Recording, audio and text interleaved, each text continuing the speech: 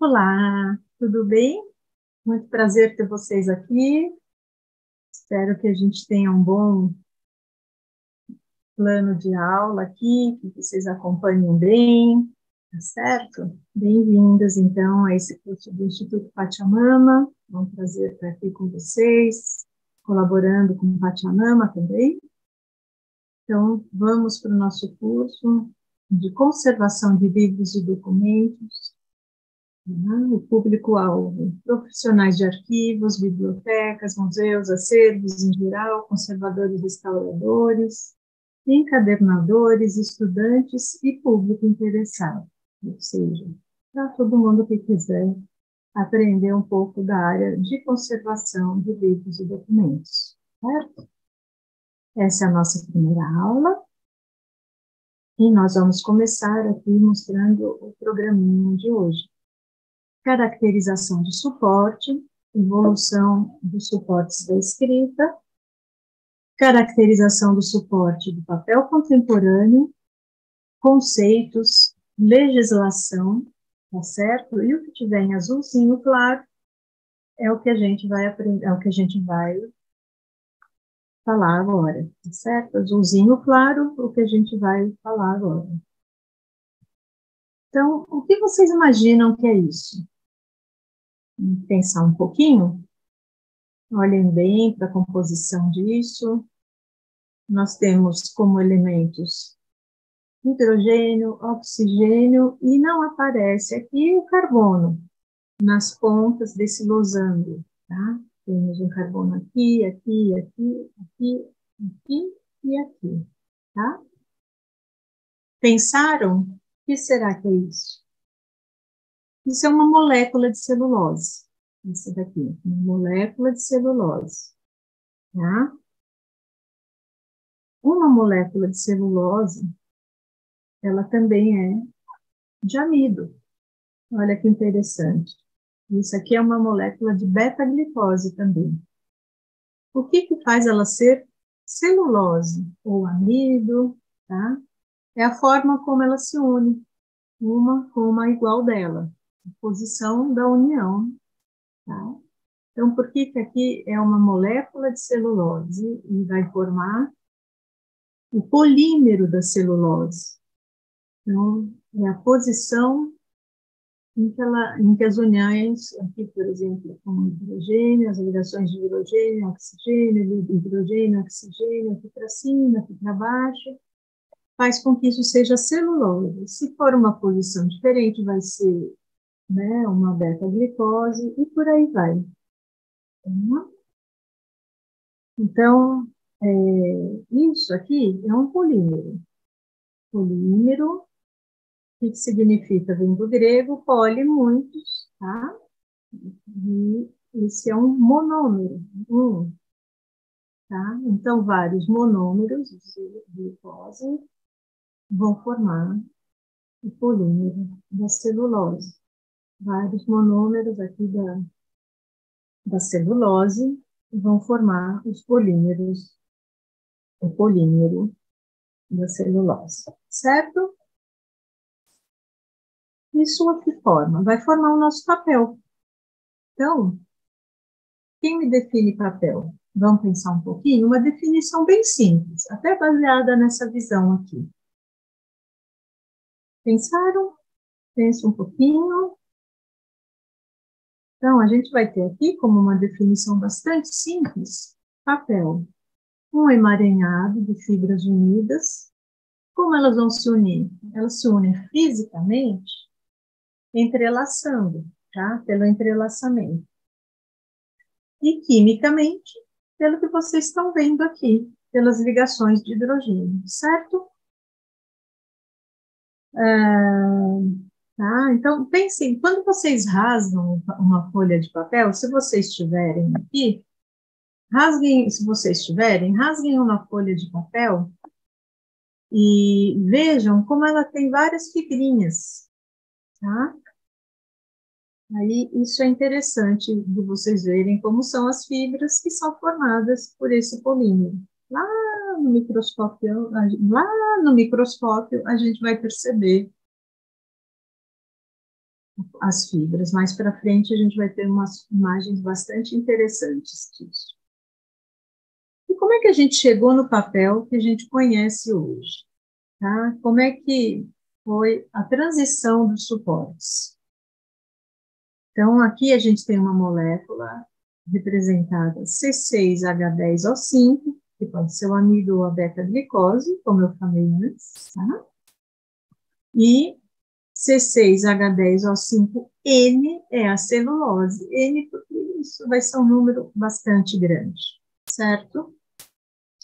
E como é que a gente chega no papel que a gente conhece hoje? Como é que se deu a transição dos suportes? Então, a transição dos suportes para o registro gráfico, ela vai ser sempre acompanhada pela evolução também dos instrumentos de escrita. Um vai acompanhando o outro, um vai permitindo que o outro aconteça, certo? Então, os primeiros registros que a gente tem são os tabletes de barro cozido, na Suméria, com a escrita cuneiforme, tá? Era escrita com uma cunha, com um tálamo, né? No barro, molinho, então fácil, né? Um suporte bastante fácil de você imprimir a sua escrita, tá?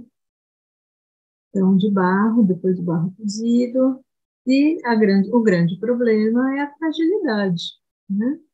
Ele quebra. Então, a gente tem houve muitas perdas por conta disso. Porém, pelo contrário, em casos de incêndio, cozinhou o barro e ele permaneceu até hoje, né? Isso é bem engraçado, né? Bem curioso, na verdade, né? Engraçado com sentido de curioso. Temos também uma série de tecidos com fibras diversas, cascas de árvores, folhas, né? Vários os materiais que eram presentes na região onde determinada escrita foi desenvolvida, foi feito uso desses materiais. Tá? Então, por exemplo, a gente tem essa imagem de uma folha de palmeira, foi preparada e foi feita essa escrita, e olha que interessante, já foi unida com um cordão, um fio. Então, aqui a gente já tem né, uma pré-ideia de uma encadernação, ou seja, de colocar as folhas juntas, né, aí no caso as folhas de palmeira, para unir a informação e elas não se perderem, as folhas não se perderem. Não é interessante? A gente tem também, por exemplo, o amate, é um papel principalmente na região do México, né, na região da Mesoamérica pré-colombiana, e ele era feito cozinhando, né, a parte interna da casca de algumas espécies do ficus cotinifolia e ficus padifolia, certo? Temos também papiro, chegamos no papiro na era de 3000 antes de Cristo, mais ou menos. Né? O papiro já é uma planta bastante conhecida até hoje, bastante usada na decoração. Então, era usado as hastes do papiro, tá? Separavam as cascas, cortavam em filetes fininhos, sobrepunham esses filetes, certo? Aí batiam, martelavam esses filetes para eles ficarem bastante unidos, juntinhos, e depois faziam o polimento. Aí a gente tem uma imagem do papiro sem escrita, né? Há uma certa translucidez aqui, e por isso ele só permitia que fosse escrito em uma face dele, certo? Você não podia escrever frente ao verso, ou verso, frente ou verso, certo?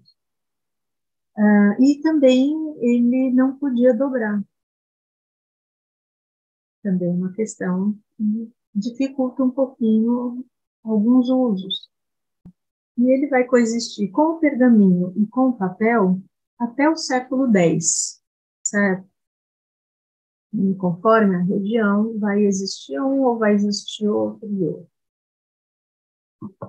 A gente chega no pergaminho. O pergaminho vai coexistir bastante tempo com o papiro, tá?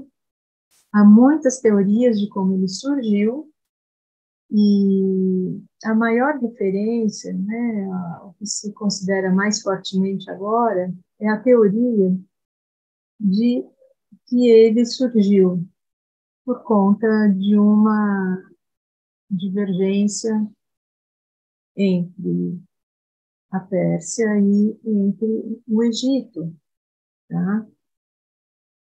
Ele surge na cidade de Pérgamo, né, uma referência à cidade de Pérgamo, na Ásia Menor, e surge no século II com o rei Eumenes II, que por conta de não conseguir mais comprar o papiro, ele vai ter que desenvolver um outro suporte para a escrita, o registro, né, da escrita, das informações e tudo mais. Então, eles acabam usando pele de cabras, ovelhas, bezerros, inclusive peles de animais que foram abortados. E que é um material muito delicado, muito macio, então muito valorizado na época, né? Isso é chamado velino em português, que vem do latim velum, né? Então, como é que isso era feito? As peles eram embebidas numa solução de água e cal, tá? Ficavam 100 dias nessa solução, e aí o pelo e as carnes iam se separando. Depois desse período de 100 dias, elas eram secadas e raspadas, né? Ela era lavada com uma água fresca, limpa, para tirar todos os resíduos, impurezas. Depois era colocada num bastidor para secar. Elas eram esticadas num bastidor, tá? E aplanadas por todos os lados. Então, era feito uma raspagem, né, para ter um polimento, um alisamento, aliás, uma faca no formato de meia-lua. Então, essa faca recebe o nome de meia-lua. E aí ela torna a superfície limpa, regular, e essa operação podia levar cerca de um mês. E através do tato é que percebia-se, né, o mestre que fazia isso percebia a hora de parar, quando estava ideal, né, a maciez e a polidez que ele queria. Depois eles polvilhavam ou lixavam com giz, cal, né, ou pedra pómez, né, terminando então o processo de alisamento para tornar a superfície mais homogênea e fácil de receber a tinta de uma forma também mais homogênea, tá? E aí ele ficava pronto para ser cortado. E aqui nós temos em pergaminho um antifonário, que é músicas que os monges cantavam, né? Cantos, hinos cantados pelos monges, né? Numa encadernação bastante grande, para ser enxergada por todos. Aqui também a gente tem, bem interessante, uma letra capitular, uma letra O capitular, né, iluminada, né, com um desenho de um monge comprando o pergaminho, né, um fabricante. E aqui a gente vê o bastidor, o pergaminho preso nesse bastidor, né, para o aplanamento, secagem e a raspagem com a faca da meia-lua. Tá na Bíblia de Hamburgo, de 1255.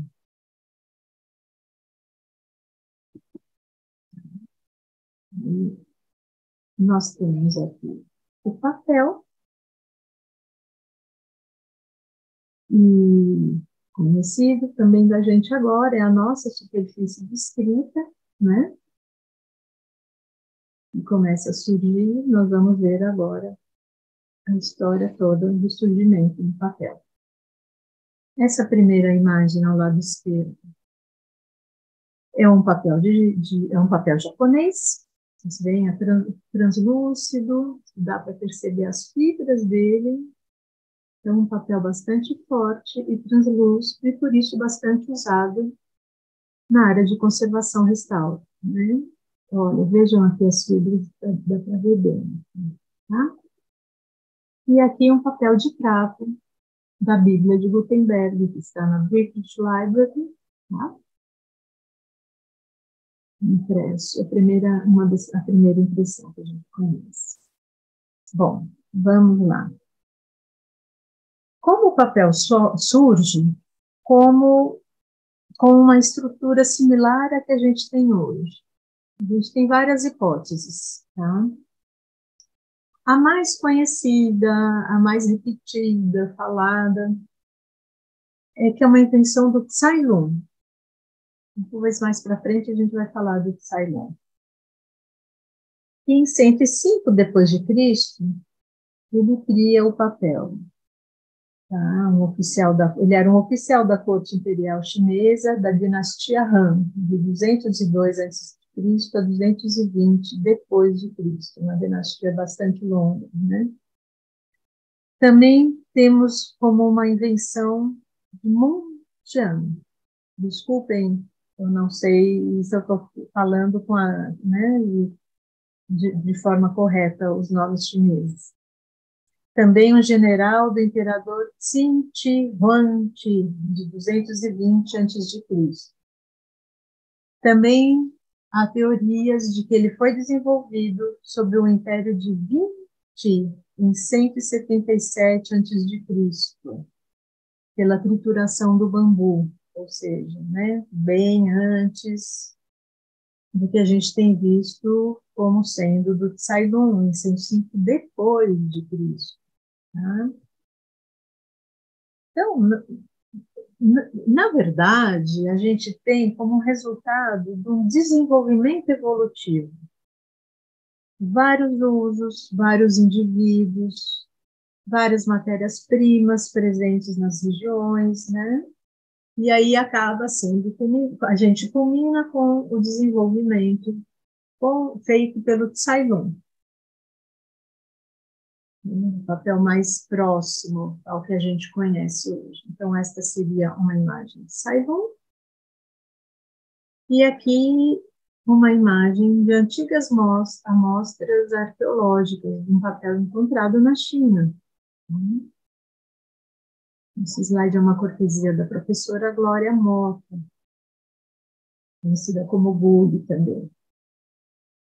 Bom, então nós temos que o papel, tradicionalmente, foi inventado na China em 105 pelo Tsai-Lung. Ele usou casca de árvores, restos de cânhamo, fibras de amoreira, bambu, trapos. Mas hoje em dia, o Tsai-Lung é considerado mais um difusor do papel, que fez um aperfeiçoamento com o papel, né? Aí, descobertas arqueológicas, mas análises físicas e químicas vão atualizar as hipóteses com relação à invenção e o surgimento do papel.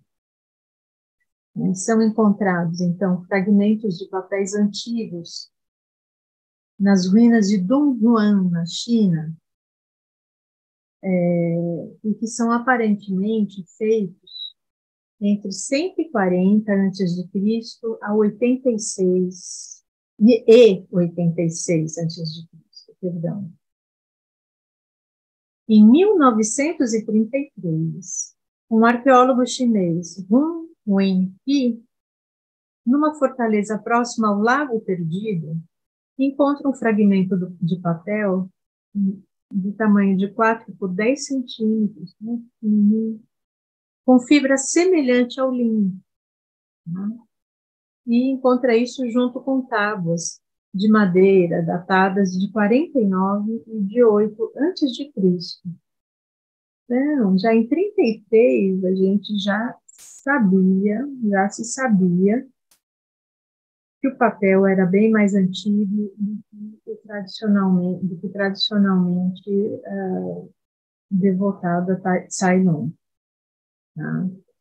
Em 1942, um arqueólogo chinês também, Shi Changju, da mesma região, encontra fragmentos em escavações bem abaixo, em pontos bem abaixo das descobertas anteriores, onde constavam tábuas de madeira datadas de 93 e 98 antes de Cristo. E olha que interessante, um dicionário de 69 depois de Cristo, com 9.300 caracteres, dentre eles aparece a palavra papel. Muito interessante. Portanto, o papel já é conhecido e oficializado no léxico chinês muito antes do Ceylon até nascer. Certo? E também a gente tem 5 áreas diferentes da China, encontrando papéis de cânhamo, feitos entre o segundo e o primeiro século antes de Cristo. Tá? Essas datações geralmente são dadas por encontrar outros objetos junto desses materiais, né? Como cerâmica, moedas, bronze, madeira, tá? A gente tem também documentos de antes de Cristo feitos de cânhamo e rami. O comprimento médio das fibras dos papéis de 1 a 2 milímetros de comprimento bruto, tá? Sendo que o cânhamo tem 25 milímetros e o rami 180 milímetros. O que isso indica? Essas fibras foram processadas e não foram utilizadas cruas. Bem interessante. Já tinha uma fabricação de papel bem desenvolvida, né? E as análises químicas mostram que esse processamento foi feito com solução alcalina e depois foram batidos. E a superfície dos papéis também denotam que houve um molde de tecido, tá? Houve um molde de tecido para formar a folha. Temos também 8 descobertas arqueológicas em diversas regiões da China, tudo na China, né, nesse momento. Um mapa desenhado, tá, datado de 176 a 141 a.C., achado num túmulo em Fangmatang, Changshui, em Gansu, região central da China. Encontraram também, além do mapa, fragmentos com caracteres escritos, datados de 140 a 7 a.C., nas ruínas de Shuangzi, desculpem, perto de Dunhuang. Dunhuang é um centro de descobertas arqueológicas. Né? E fragmentos também de depois de Cristo, nas ruínas de Zhongyang, em Pufeng, Shanxi. Agora, é interessante que a gente tem uma altercação aí entre China e Índia. A Índia também reclama para si como a inventora do papel. Tá? Então, isso também porque fragmentos mais antigos ainda foram encontrados lá. São de 327 a.C. E como que o papel se espalhou pelo mundo, chegou na China, saindo da Índia? Tá? Essa é uma das teorias do professor Gossavi. Vocês vão receber a bibliografia também. Né? Então, apesar do uso restrito do papel, os budistas usavam para registrar e para transformar as suas escrituras sagradas, tá? Para vários lugares, e acabaram por disseminar na China por meio dos sogadianos. Quem eram os sogadianos? Um povo comerciante originário do Irã. povos comerciantes viajam, né? Nessas épocas, principalmente. Então, esses sogadianos viajam para Samarcanda, Sialkot, Peshawar, Takshila, Butão, Nepal e China. Olha aí. Os sogadianos foram também tradutores das escrituras budistas e foram chamados para a China para vertê-las, né, para verter essas escrituras para o chinês. Os budistas também levaram o papel para o leste e chegaram ao ocidente pelo Turcomenistão, tá? Entre o Irã, Afeganistão, Uzbequistão e Cazaquistão.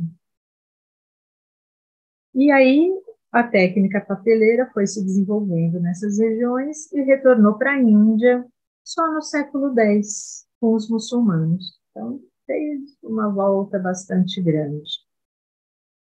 Aqui a gente está falando também dos estudos do professor Gossavi, tá? Também na bibliografia. E o Tsailun? Por que ele tem essa importância? Tá? Nascido em Xinhun, em Huiyan, na região de Leiyan, que é a atual Hunan, no sul da China, ele vai em 75, né? Estamos falando agora depois de Cristo, ele vai para a corte.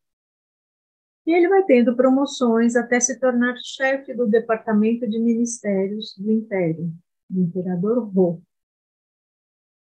E uma dessas funções era vigiar a biblioteca imperial. Então, ele faz uma inspeção nessa biblioteca e detecta pilhas e pilhas de pesados livros feitos de tábuas de madeira, praticamente intocáveis.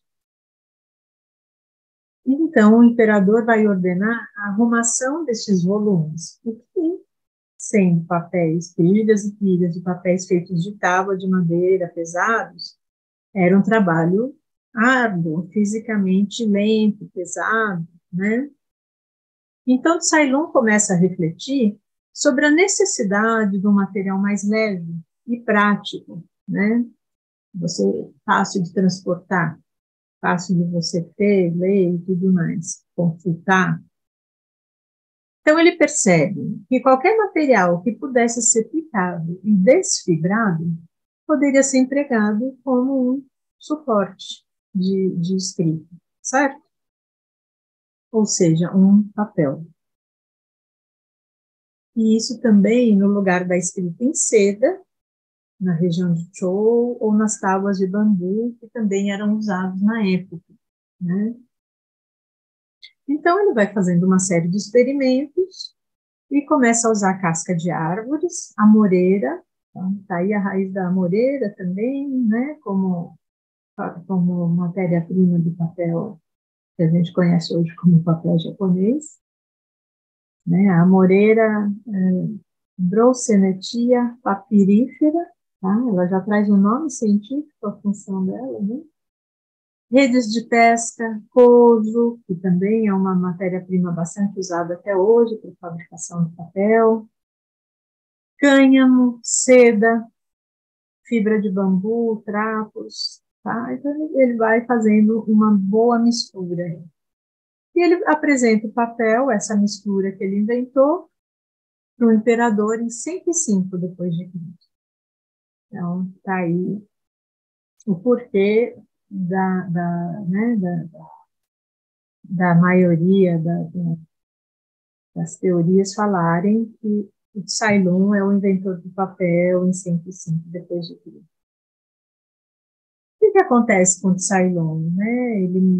Depois da morte do imperador Ho, acontecem várias intrigas sucessórias, fim dos ministérios, ele acaba sofrendo uma série de acusações de corrupção e tudo mais, e ele acaba se matando, ingerindo veneno, mas não se tem essa data. De qualquer forma, ele é considerado, então, um aperfeiçoador e difusor do papel, né? mais do que o seu realmente criador. Né? Então, a gente tem inicialmente os papéis feitos com fibras de bambu, amoreira, tá? Né? Espécies típicas que a gente acha na região da China e da Índia. Em 751, ele vai chegar no Ocidente com uma expedição para a conquista do Paquistão, com 30 mil chineses. Dentre esses chineses, o que nós temos? Fabricantes de papel, tá? Então, na Batalha de Talas, eles perdem, né? Perdem para os turquemenistanos e aliados muçulmanos, né? E acabam expandindo seu território e conquistam a região sogadiana, com a capital Samarcanda, que é o atual Uzbequistão. Então, como a gente já imagina, dentre esses prisioneiros, artesãos chineses de papel, tá? Artesãos papeleiros. Então, eles vão propiciar a criação de um importante centro de fabricação de papel, utilizando as fibras de linho, de cânhamo, em substituição à moreira e ao bambu, né?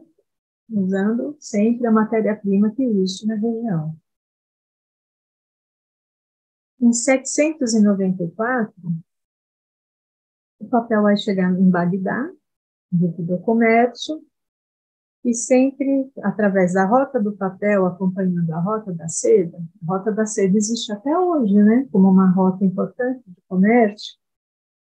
Ela sai do norte do Cantão, né, deixa eu mudar o slide aqui para a gente ver essa parte. Né? Então, ela sai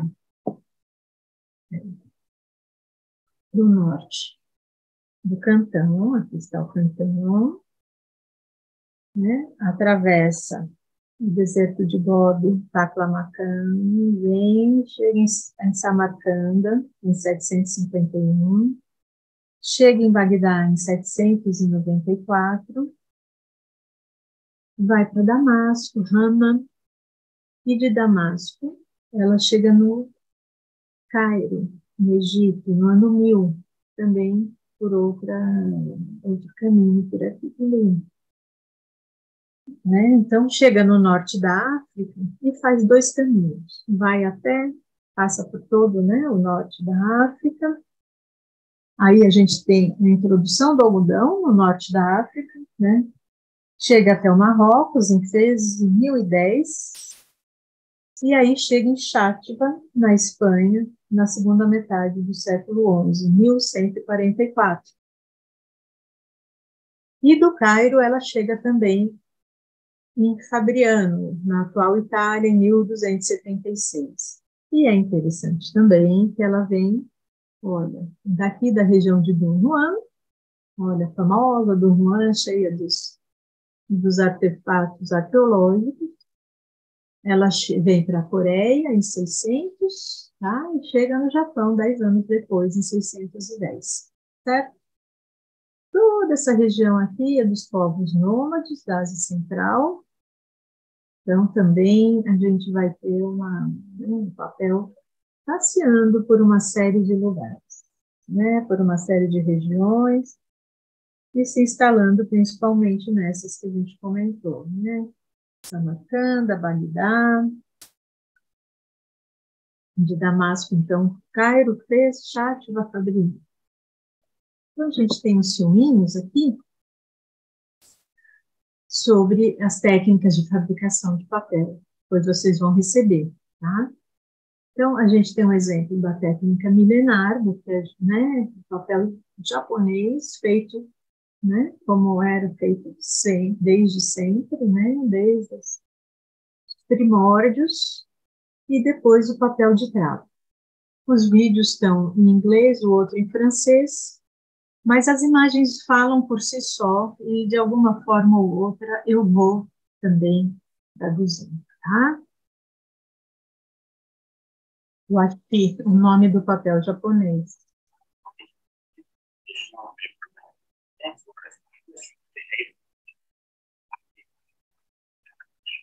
Século VIII, principalmente. Thus created is called washi.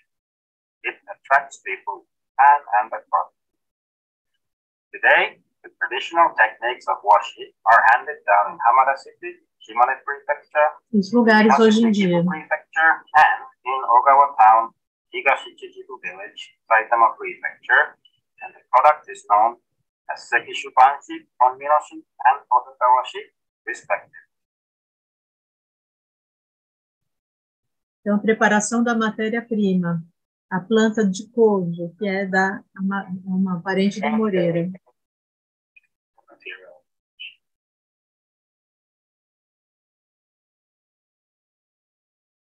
Então, colocado para amolecer, para poder descascar. First of all, its outer bark is stripped down. Then, the bark is soaked in plain boiling water for several days.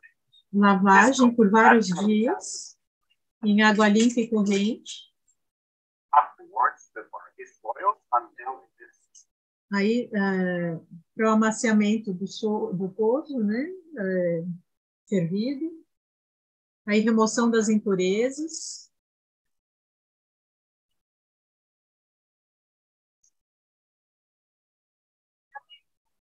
All raw materials put into the water and all the impurities in each fiber are carefully. Em água limpa. This is an important and indispensable process that requires time and patience. But it is valuable too, during which families or those working together can exchange information. Um processo fundamental que leva muito tempo e aí aproveitam as famílias para conversar. A separação das fibras, isso é importante, não é corte das fibras, é separação. Por esses martelamentos, né? Fibers are separated by hitting the bark with a wooden stick or mallet.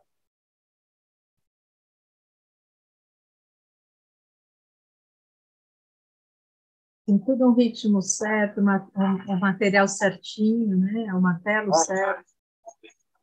The fibers are mixed together. And the mucilage from the Tororo plant helps the fibers twist together more easily. Então, é colocado no tanque, junto com uma substância chamada Tororoao, que é meio gelatinosa, para que as fibras fiquem flutuando, né?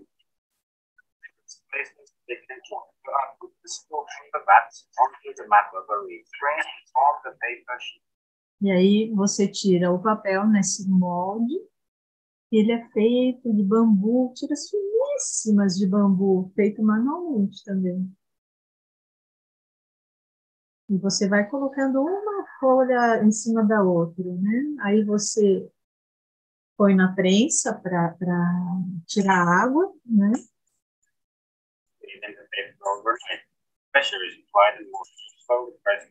Vai devagarzinho prensando, de uma noite para outra. Depois é colocado um a um nessas tábuas, né? Pode ser metal.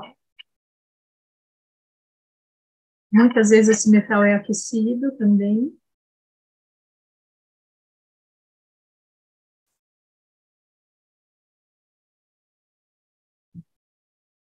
E muitas vezes colocado no sol para secar, clarear e às vezes deixar mais macio, segundo a fala desse senhor.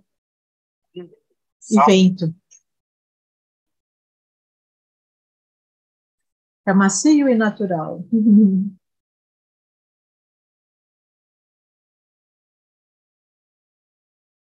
Controle de qualidade.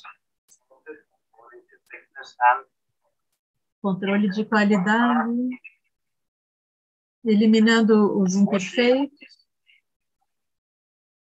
Natural raw material by people who know help and work with pride and perseverance. As pessoas trabalham, né, sem ajuda, com muito orgulho.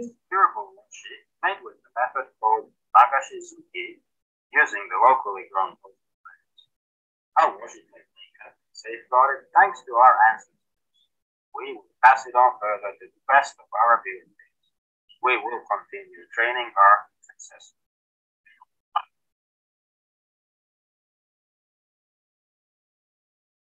Passar de família a família, ele fala um pouco isso, com muito sucesso, né? Lighting papers doors allow people to enjoy the soft and gentle sunlight shining through them and are a symbol of Japanese architecture. Colocado nos biombos, né?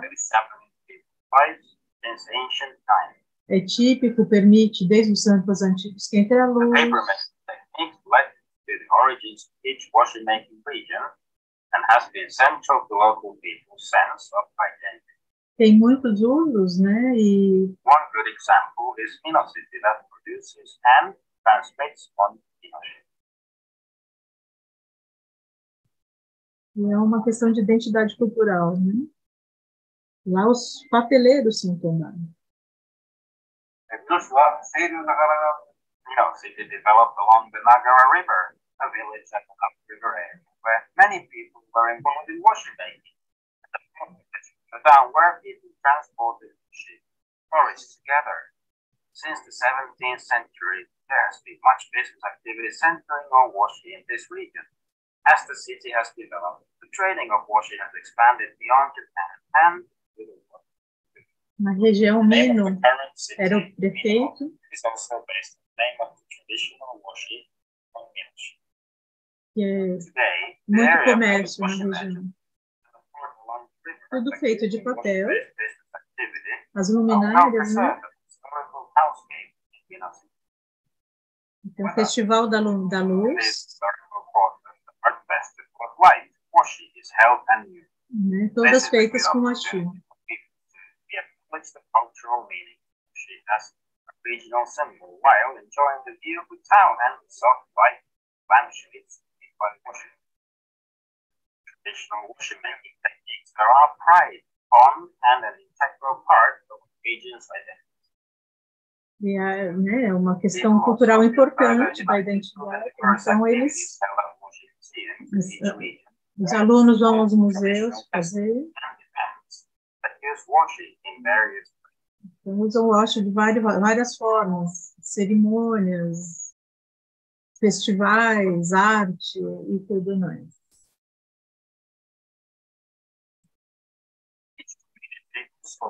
International exchanges with paper making techniques. For example, exchanges in Italy, which also has a handmade edition. The inscription of washi on the representative list. Such exchanges will be further promoted beyond borders and generations, encouraging even more dialogue, contributing to an increased awareness. Então, eu tenho mais um pouquinho do vídeo falando agora, inclusive, de intercâmbio, tá? Então, fiquem atentos, quem tiver interesse nisso, há a possibilidade de ir para o Japão, fazer um intercâmbio e ficar em alguma dessas comunidades produtoras de washi, tá? Podendo trabalhar desde a colheita e passar por todo o processo de fabricação, certo? Bom, então agora a gente vai para o papel de trapo, para a fabricação do papel de trapo, tá? Esse vídeo também está em francês, na medida do possível eu vou traduzindo, mas como eu disse antes, as imagens estão falando por si próprias, né? E começa com a pessoa rasgando os trapos, né? Então, papel de trapo, existia a profissão de trapeiro na Idade Média, tudo. Passava nas casas recolhendo os trapos e levava para os moinhos papeleiros. Lá eles rasgavam os trapos, faziam uma seleção dos trapos, aí rasgavam os trapos e depois iam para os martelos. Também para você separar as fibras e não cortar, né? Isso é bem interessante.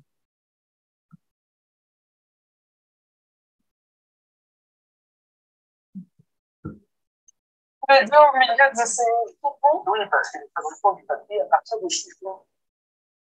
Et c'est pas avec du bois, Non, c'est ça les bois.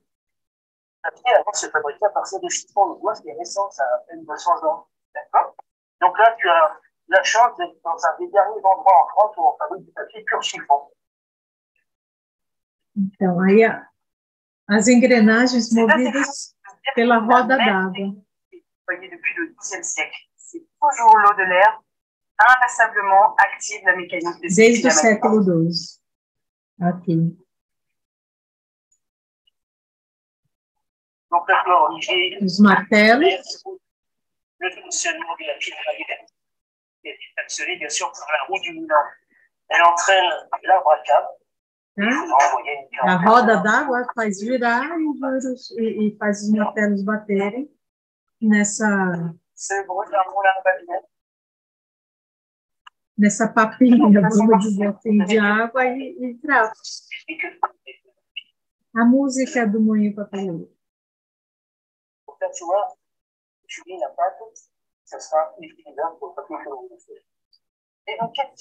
É capaz. A celulose. Né? Então, agora vai para um canto.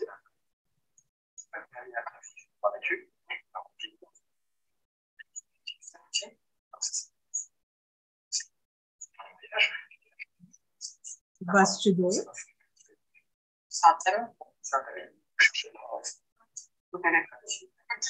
On va faire du papier, genre. Donc, on va commencer par mélanger, de manière à ce qu'on ait pas qui soit complètement homogène.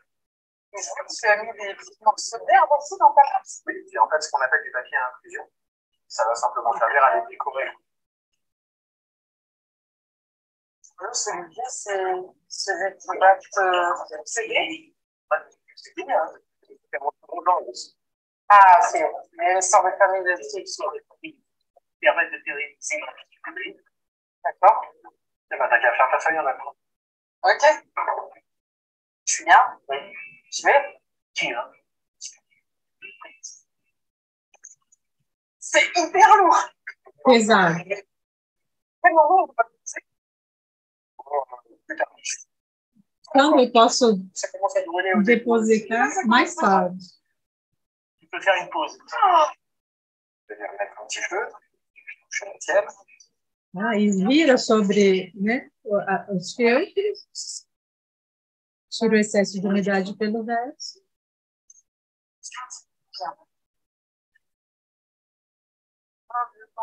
Vai para a prensa, não mostrou, né, para tirar o excesso de água e aí secar.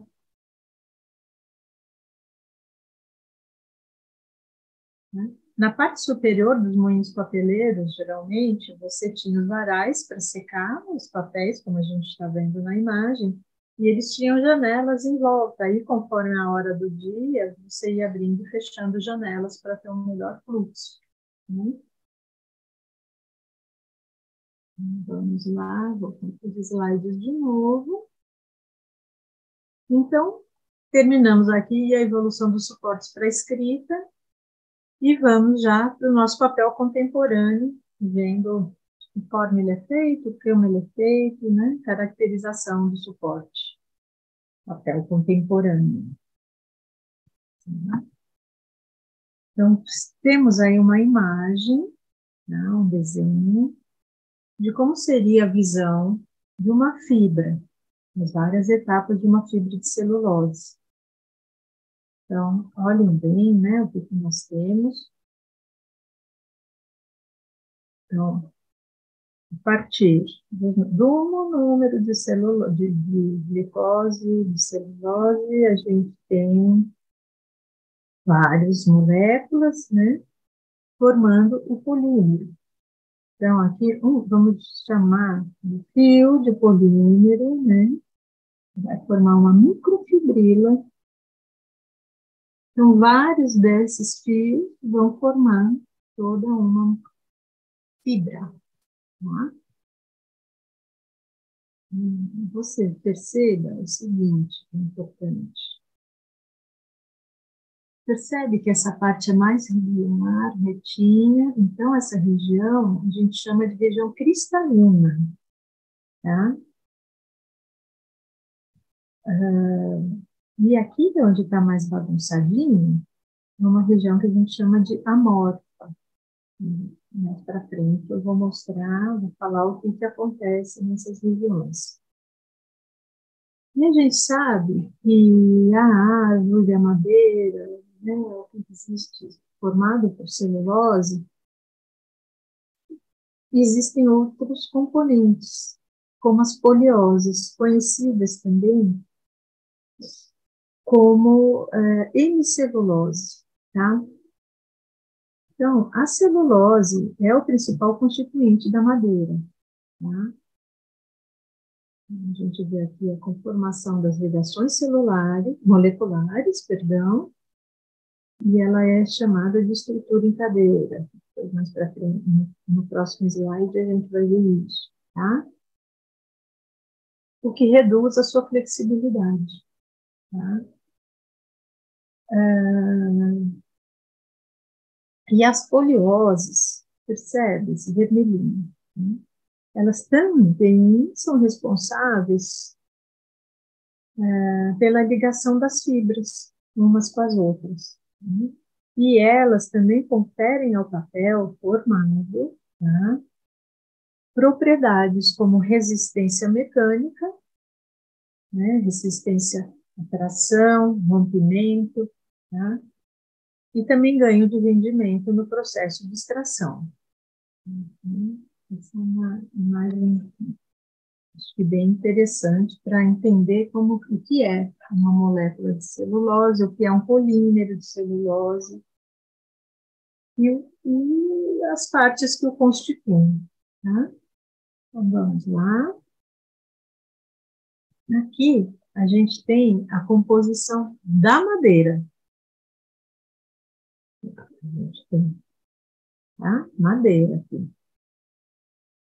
Celulose, esse azulzinho é uma fibra de celulose, né? O verdinho, tá? Todo intercalado aqui entre a fibra de celulose é a hemicelulose, ou a poliose, como a gente viu no slide anterior, e aqui a famosa lignina.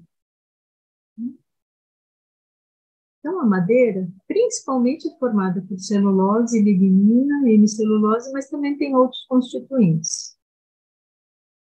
A celulose, como a gente já viu, a estrutura é linear, né? É composto pela união das moléculas de beta-glicose através das ligações beta-1, 4, glicosídica. Vamos ver no próximo slide, vamos ver daqui a pouquinho. Então, olha, isso aqui é uma formação em cadeira, né? E vejamos agora essa ligação glicosídica, essa ligação beta-1, 4, glicosídica. Ó, carbono 1, carbono 4. Ó, os carbonos são numerados. 1, 2, 3, 4, 5, 6. Temos 6 carbonos numa molécula de celulose, C6H10, lembra? 10 oxigênios. E O5, né? Então, olha, ligação beta-1, a posição desse carbono, e posição 4, glicosídeo. Essa é a ligação que vai compor o meu polímero, a minha fibra, até formar a madeira, certo? O que mais? Temos também a lignina, tá? Uma molécula bastante complexa, pesada, né? Grande, e ela é responsável pela rigidez da madeira, né? Ela é conhecida como tijolo, né? Que une, que enrijece, né? a madeira, né? Então ela é responsável, ela confere rigidez, resistência mecânica aos vegetais, como um tijolinho, tá?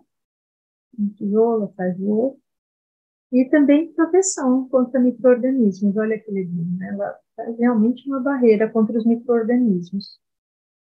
E ela é uma das responsáveis, aliás, ela é a responsável, ela é a grande responsável pela coloração amarelada que os livros vão adquirindo com o tempo, principalmente os livros antigos, né, com papel ácido. Né? Então, o processo de fabricação do papel, antigamente, deixava muita lignina residual.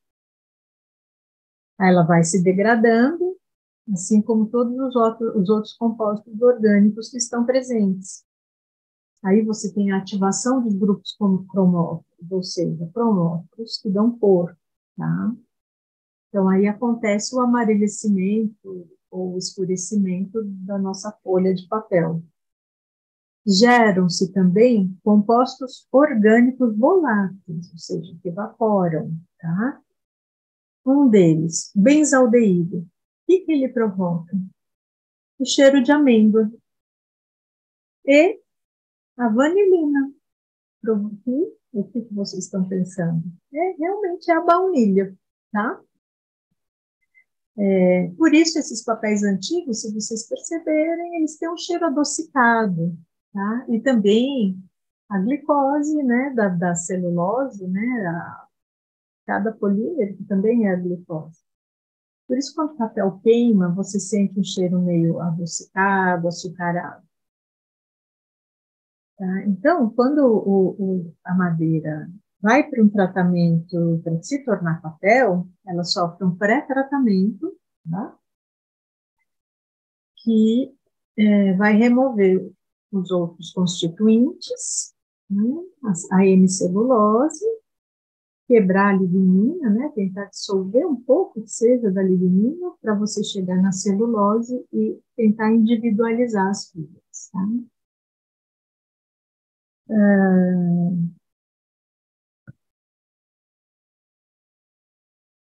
A celulose, voltando um pouquinho a falar da celulose, aonde acontecem as reações de degradação que quebram as moléculas. A quebra da molécula se dá justamente aqui, tá? Então, nessa ligação beta-1 glicosídica é onde temos o rompimento da fibra e é onde o papel vai ficando quebradiço, né? Delicado, frágil. Então, lembrem-se sempre dessa informação. Aí as famosas ligações de hidrogênio também, estão ali onde a gente falou, né? Nós temos dois tipos de ligação de hidrogênio, também conhecidas como ponte de hidrogênio, tá? Mais conhecidas como ponte de hidrogênio, mas o nome certo é ligação. A gente tem a ligação intramolecular no mesmo polímero, tá? No polímero sequencial, né? A ligação intramolecular, ela vai confirmar uma certa rigidez ao polímero de celulose. A intermolecular, tá? Entre um polímero e o outro polímero, tá? Um aqui, outro aqui, ela liga os vários polímeros, tá? É ela que vai formar a fibra vegetal. Então, ela tem áreas bastante ordenadas, lembram nas imagens anteriores, né? Retinha, ordenada, essas são as regiões cristalinas. E essas regiões são bastante rígidas, elas limitam a mobilidade das cadeias celulósicas, então elas vão influenciar na resistência mecânica do papel, das fibras e depois do papel. Tá? E as zonas desordenadas, que a gente viu, tudo bagunçadinha, vamos dizer assim, são as zonas amorfas, que a gente viu antes. Elas proporcionam elasticidade e flexibilidade à fibra, tá? Então, essas características vão influenciar diretamente na resistência do papel. Então, aí nós temos que as reações de degradação, como a gente viu, vão acontecer naquelas ligações, perdão, beta 1,4 glicosídica, tá? Vai acontecer a quebra da ligação entre os dois monômeros, né? Quebrou, um monômero, outro monômero, e essas ligações de hidrogênio acabam sendo rompidas. Vou quebrar minha cadeia molecular, quebra a cadeia aqui, tal. E aí quebra também essas aqui, né? Quebra bastante as intermoleculares também. E o que acontece? Com a quebra da cadeia molecular, o papel fica frágil, vai se romper, tá? Então, a principal causa das reações de degradação dessas quebras moleculares é a hidrólise, hidrolise, do latim. Hidroágua, lise, quebra. Então, quebra pela água. A hidrólise vai ser responsável por 80% a 90% dos danos causados pelo papel sólido, né? Causados no papel. A oxidação é outro problema, né? É outra causa importante. Hidrólise e oxidação. E o mais interessante é que uma estimula a outra, tá?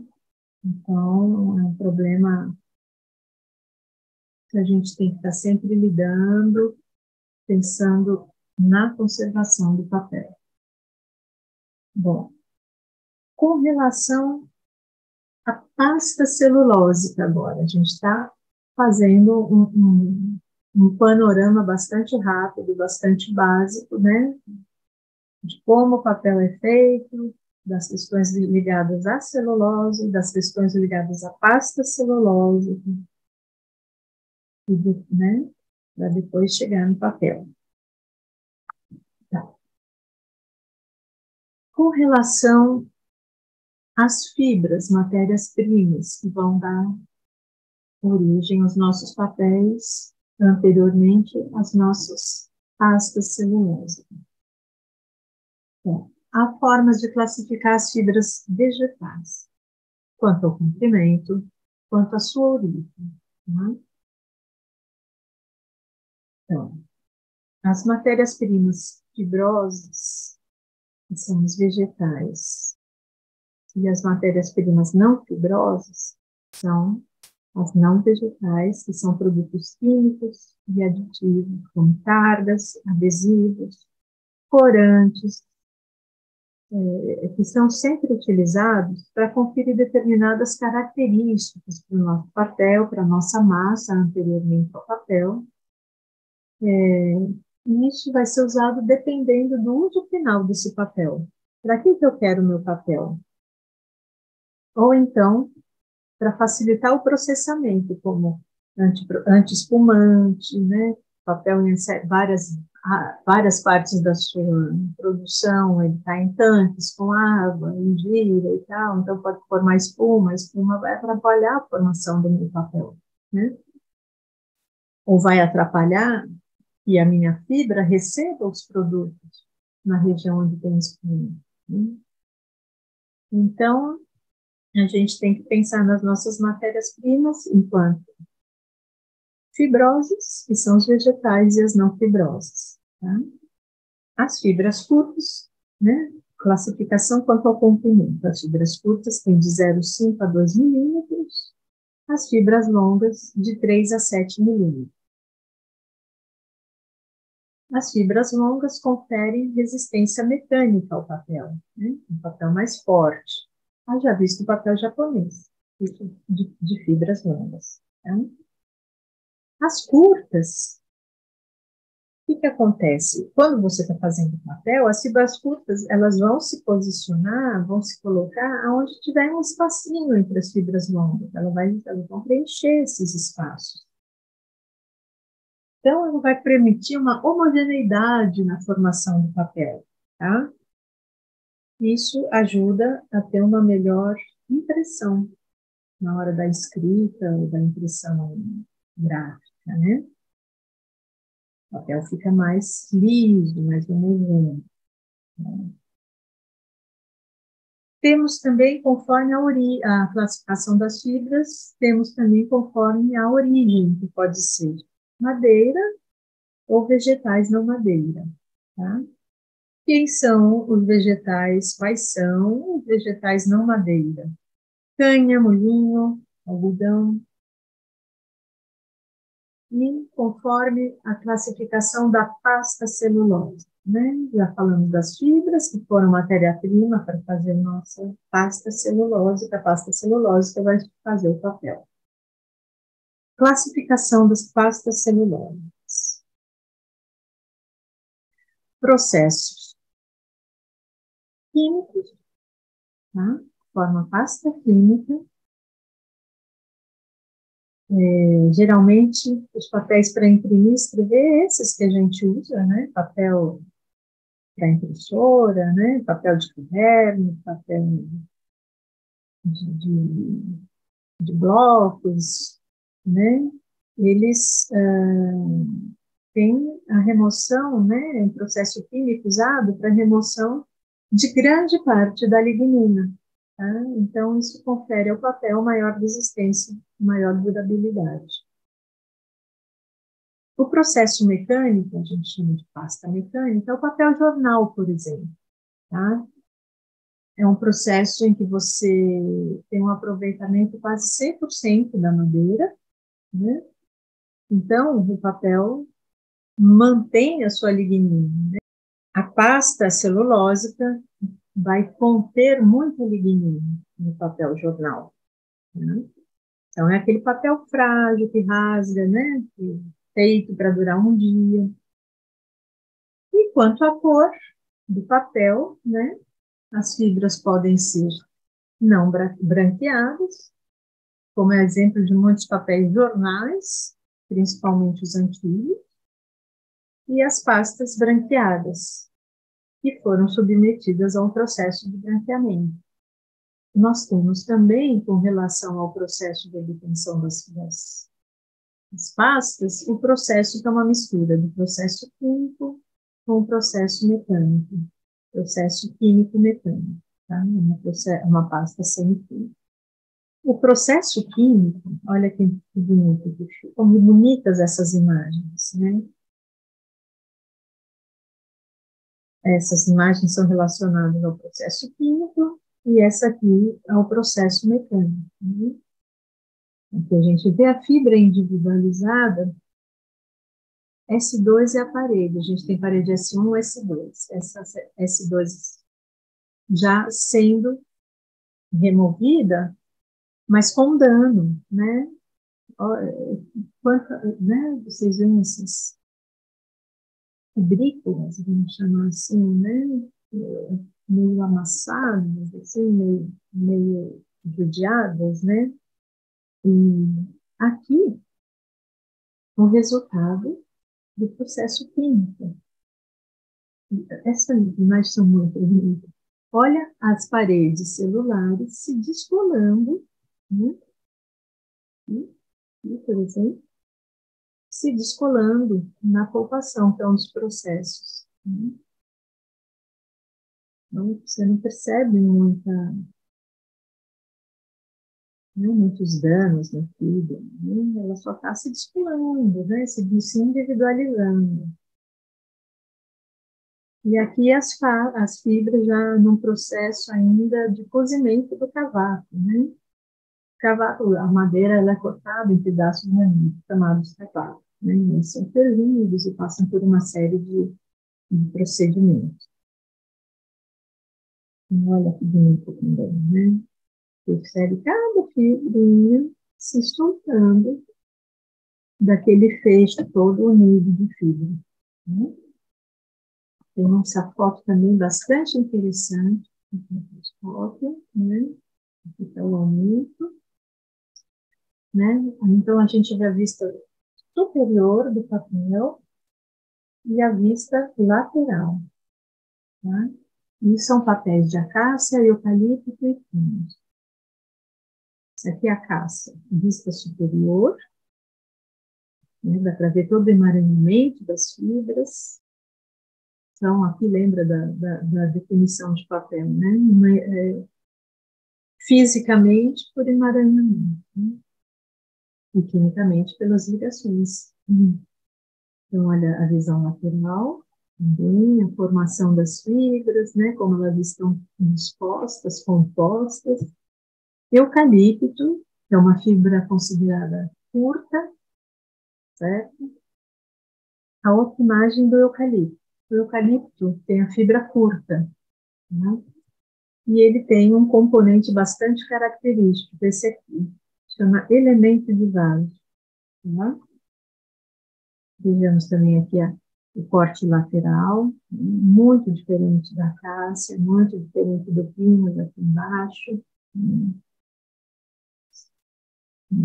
Espaço, mais espaços, né, sem ocupação, como comparando com a acácia. E aqui o pinus, também uma fibra longa, né, considerada uma fibra bastante longa. A gente percebe aqui o formato, né, dela, o comprimento dela, o emaranhamento, e algumas regiões sem, que é aqui onde as fibras curtas podem se depositar, num papel que tem as duas fibras, né, de pinus e eucalipto. E aqui a vista lateral, né, a composição com áreas também faltantes. Né, e aí, no papel híbrido, a gente percebe, vai poder perceber que as fibras curtas podem se depositar nesses espaços formados e vão permitir um papel com uma melhor superfície, mais homogênea, tá? E vamos lá para a comparação dos nossos papéis. Como eram os papéis de trapo e os papéis feitos com fibra de madeira, tá? Então, de que época, período, cada um?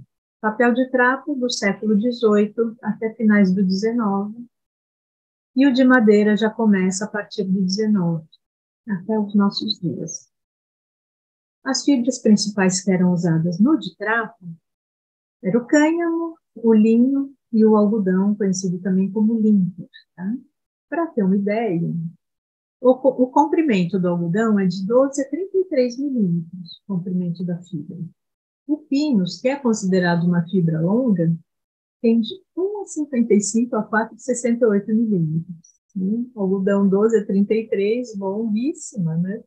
O pinus longa, de 1,55 a 4,68. Já o eucalipto, considerado uma fibra curta, 0,70 a 1,40 milímetros. A colagem, né? Os papéis recebem uma cola na superfície, antigamente, no papel de trapo. A colagem superficial era usada para fazer uma proteçãozinha contra a entrada de umidade, né? O papel é bastante grossolho, né? Ele absorve bastante água. Então, você faz uma colagem para essa proteção, então você consegue escrever melhor. Faça um experimento, peguem um guardanapo que não tem colagem, papel higiênico não tem colagem, alguns papéis de algodão para a área artística não tem colagem, porque ali a ideia é que se receba a umidade, né? Sem nenhuma, né? Sem nenhuma proteção de colagem. Esses papéis são feitos para receber a umidade, né? Eles não têm nenhuma proteção contra isso. Então, faça essa experiência. Escrevam nesse papel, mas não com uma caneta esferográfica. Escrevam com caneta de ponto de feltro, né? Aquelas, talvez as permanentes mesmo, pode ser, né? E faço a comparação escrevendo num papel sulfite, conhecido sulfite, né? Compare. No próprio sulfite, a gente percebe que essas canetas se espalham bastante, né? Então, imagina num papel que não tem colagem nenhuma. Já o papel de fibra de madeira, ele tem uma colagem interna e superficial, tá? Também pelas mesmas questões. E a interna também protegendo a fibra internamente. No século XIX, até a década de 90, aqui no Brasil, né, na Europa, Estados Unidos, um pouco antes, a década de 80, 70, fim das 70, a colagem já deixa de ser ácida. Então, ela é ácida durante essa época, chamada colagem avulmembreu, formava uma resina, né, em volta da fibra, e aí a água não entra. E essa colagem ácida é responsável pela vida curta dos papéis, por eles serem, né, ácidos, por eles serem quebradiços e tudo mais, né? A acidez vai trabalhar quebrando o nosso polímero de celulose, e já vimos aonde? Em qual ligação? Beta-1,4-glicolide, quebrando o nosso polímero, né? Separando os monômeros, quebrando a nossa ligação de hidrogênio.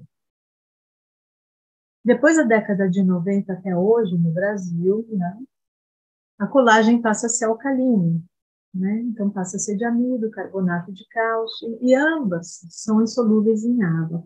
Agora, a colagem não passa a ser alcalina com o pensamento de se, vamos fazer um papel mais durável, né? Que perdure no tempo. Não, é porque a matéria-prima ficou mais barata, né? A matéria-prima alcalina era mais abundante e acabou se tornando a principal para compor a colagem. Então, uma característica dessas colagens atuais, internas e superficiais, é que elas são insolúveis em água, elas formam uma espécie de resina, tá? Os papéis têm outros, né? Eles têm outros constituintes na sua formação, corantes, pigmentos, no caso do papel de prata. Já na fibra de madeira, a gente tem as cargas minerais, para conferir certas características de cor, aumentar o rendimento do papel. Temos também corantes, pigmentos, agentes branqueadores, revestimentos, tudo isso de acordo com o papel que eu queira ter. Eu quero ter um papel para imprimir e escrever, eu quero ter um papel para embalagem, né? Eu quero um papel hospitalar, eu quero um papel para o cigarro, cada um vai ter uma característica e necessidade diferente, então cada um vai receber cargas, agentes e outros componentes específicos para isso, tá bom? A gente tem um videozinho de técnicas de fabricação de papel.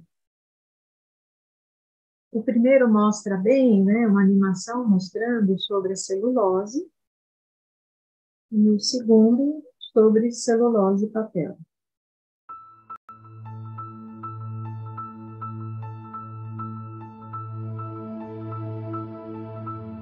O caderno, papel higiênico, as caixas de papelão e tantos outros produtos que fazem parte do nosso dia a dia vêm de uma mesma matéria-prima, a celulose. Mas e a celulose? De onde vem? A celulose é extraída dos eucaliptos e o cultivo das florestas é realizado em perfeito equilíbrio com o meio ambiente, com os aspectos sociais e feito de forma economicamente viável. As árvores são selecionadas de acordo com seu material genético, para que o plantio favoreça o seu crescimento e a produção de celulose. Depois as mudas de eucalipto são reproduzidas no viveiro, e expedidas para o campo até 120 dias depois de brotarem. Para um plantio responsável e que respeite a botânica, a silvicultura entra em ação, sendo responsável pela implantação florestal, ou seja, limpeza e preparo do solo, plantio e todos os cuidados necessários para que a madeira seja entregue à fábrica num período de até 7 anos. Depois que o eucalipto atingir a idade ideal, a colheita é realizada. O processo de colheita florestal é realizado de forma mecanizada, através de 2 máquinas diferentes: Fellerbuncher, que colhe as toras com casca, e o Harvester, que colhe e descasca as toras. Após ser colhida, a madeira é transportada até a fábrica por caminhões. Os mais utilizados são o tritrem e o treminhão. Agora vamos entender cada etapa do processo de fabricação da celulose. A fábrica de celulose recebe a madeira em toras com cascas e sem casca. A casca, proveniente das toras, é separada da madeira e é encaminhada para uma caldeira de biomassa que gera vapor, que por sua vez, através de 2 turbinas, gera energia elétrica. A primeira transformação da tora é em cavaco de madeira.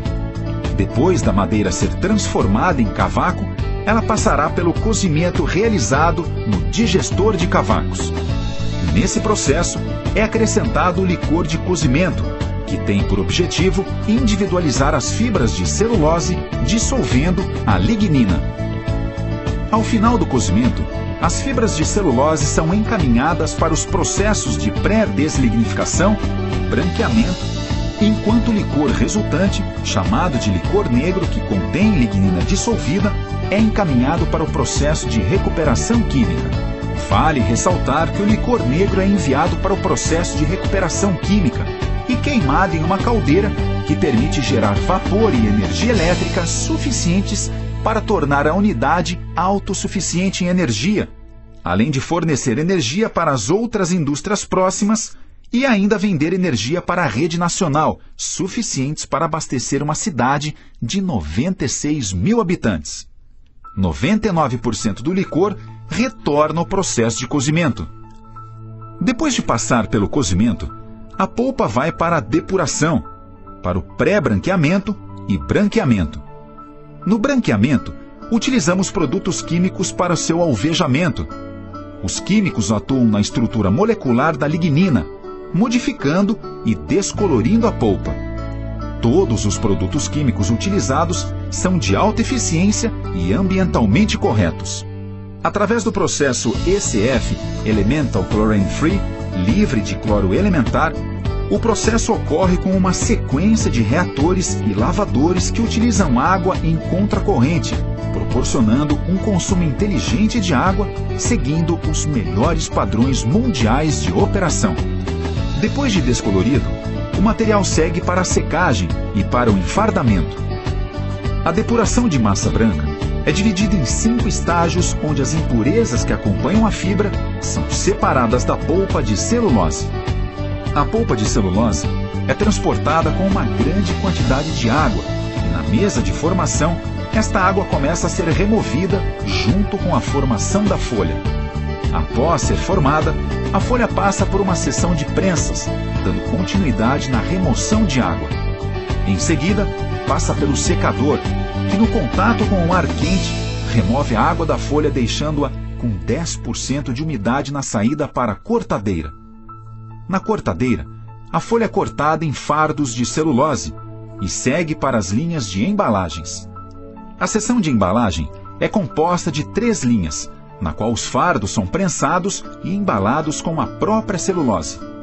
São empilhados em unidades de 2.000 quilos, recebem a identificação da empresa e seguem para a área de logística industrial, para serem distribuídos e comercializados.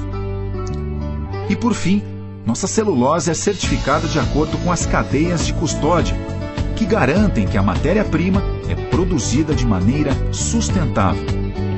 Trabalhar investindo na sociedade e respeitando o meio ambiente é o que nos traz reconhecimento e satisfação. Então, a gente viram, a gente viu em 2 fábricas trabalhando com fibra de eucalipto curta, né? Fibra de madeira, eucalipto curta, e a classificação da pasta celulósica química, processo químico, né? Com papel branqueado, né? Com massa branqueada, tá? E é a grande maioria do que é feito nas fábricas, né? E vimos uma fábrica com 2 plantas, que a gente chama, a planta de celulose e a planta de papel, no mesmo local. Muita celulose é exportada pelo Brasil. O Brasil e o Canadá são os principais fabricantes de pasta de celulose de eucalipto. Foram os precursores, porque todo mundo achava que seria um papel de má qualidade, né? Por ser de fibra curta, e conseguimos, né, com os estudos e tudo, fazer um papel de boa qualidade, como é o nosso. E esse papel nos ajuda muitas vezes em alguns processos durante a conservação, a gente vê amanhã, né? Não é um papel de qualidade arquivística, mas, né, um processo, vai da higienização precisa embalar para depois fazer o tratamento. Pode ser um papel desses, né? Não precisa usar um papel de qualidade arquivística, né? E depois, sim, do acondicionamento, né? Na hora da embalagem para acondicionamento, certo? É isso, tá bom? A gente tem uma bibliografia aqui, uma indicação bibliográfica, de história do papel, alguns videozinhos ou outras referências, artigos e livros, né? E aqui para celulose e papel.